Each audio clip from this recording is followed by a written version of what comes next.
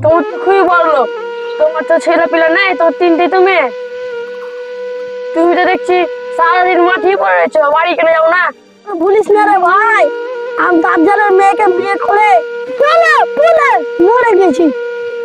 বাড়িতে থাকলে কিচকিচ করে, বইতে একটু পি পেলে সুযোগ পেলে ঝাঁটা দিয়ে মারে। দাজ্জাল বইয়ের লাগে চাইনি রে ভাই, মাঠে থাকলে ভালো থাকি। এখানে তোর সাথে কথা বলছি, আর সাথে কথা বলছি, ওর সাথে কথা বলছি, দিয়ে জীবনটা খাওয়া দাওয়া করে আবার মাঠে চলে আসি।